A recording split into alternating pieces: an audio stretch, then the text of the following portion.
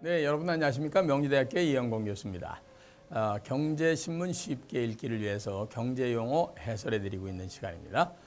자, 여러분들 이제 땅을 소유하고 계신 분이 계시다면은 이 땅에도 권리가 여러 가지가 붙는다는 거 알고 계시죠?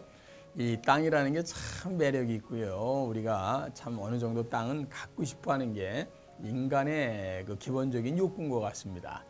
저부터도 이렇게 시골 지나가다 보면 좋은 장소가 있거나 또는 시내를 이렇게 다니다 보면 아우 저런 데 내 땅이 좀 있었으면 좋겠다 이런 생각 가끔 드시죠? 네. 이 땅에 들어갈 수 있는 여러 가지 권리를 오늘 몇 가지 좀 설명해 보겠습니다. 우선 대지권이라는 얘기 들어보셨습니까? 대지권. 우선 나대지라는 얘기는 들어보셨죠? 이렇게 땅이 있는데 아무것도 없는 대지를 나대지, 나채 이럴 때 나대지 벌거벗은 땅이다 이런 뜻이 되겠죠. 이 대지권이라는 건 뭐냐면요. 그 소유자가 건물 부분을 소유하기 위해서 이제 그 위에다 이제 건물을 져야 될 거 아닙니까? 건물이 소재하는 땅에 대해서 가지는 권리, 이거를 대지권이다 이렇게 얘기합니다. 대지권은 크게 나눠서 세 가지가 있는데 그걸 소유할 수 있는 소유권, 그리고 그 위에 뭔가 건물을 진 그 상태만 자기가 권리를 갖고 있는 지상권, 그리고 이거를 남들에게 임차를 소위 말해서 빌려가지고 가지고 있는 권리인 임차권, 이런 것들이 발생할 수가 있겠습니다. 이때 지상권이라는 건 뭐냐면요, 참 재밌는 용어인데요. 어떠한 토지 위에 건물이나 또는 무슨 공작물이라고 그러죠. 여러 가지 무슨 뭐 이렇게 이제 무슨 뭐 조형물이 생겼다든가 이런 것들, 그다음에 나무를 심어놨다든가 이런 거를 자기 거다 하고 소유하기 위해서 그 토지를 이용하는 권리, 이거를 지상권이라고 하는데, 쉽게 말씀드리면 땅은 자기 게 아니지만 그 위에다가 가지고 있는 것만큼은 본인이 사용할 수 있는 권리를 가지고 있는 걸 지상권이다 이렇게 얘기합니다. 그러니까 땅의 주인이 지상권을 갖고 있다면 당연한 거지만 제3자가 가질 수도 있다 그런 얘기입니다. 여러분들 이게 많이 다니시다 보면은요,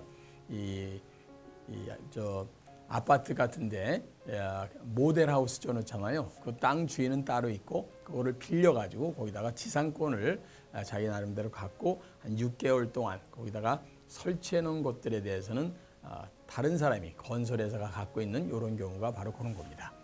근데 반면에 지상권에 반대되는 말 중에 지하권이라는 거 있다는 거 아십니까? 제 땅이 있어요.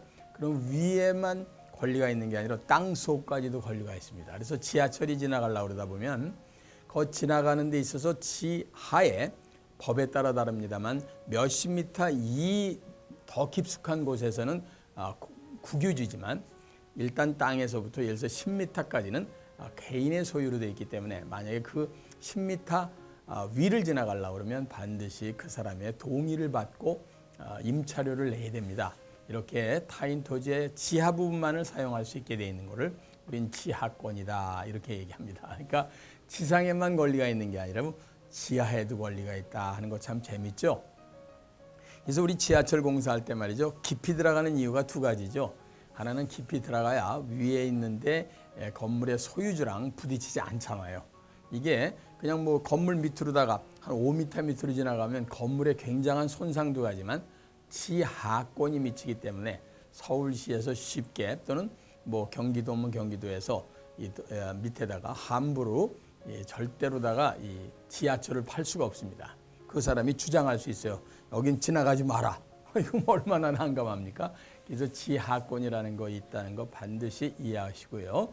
임차권이라는 것은 마지막으로 임대차 계약, 즉 빌려주겠다, 빌리겠다라는 계약에 의해서 임차인이, 그러니까 빌리는 사람이 임차물을, 빌리는 물건을 사용하고 그다음에 거기에서 나오는 수익을 자기가 가져갈 수 있는 권리를 취하는 것을 우리는 임차권이다 이렇게 얘기하죠.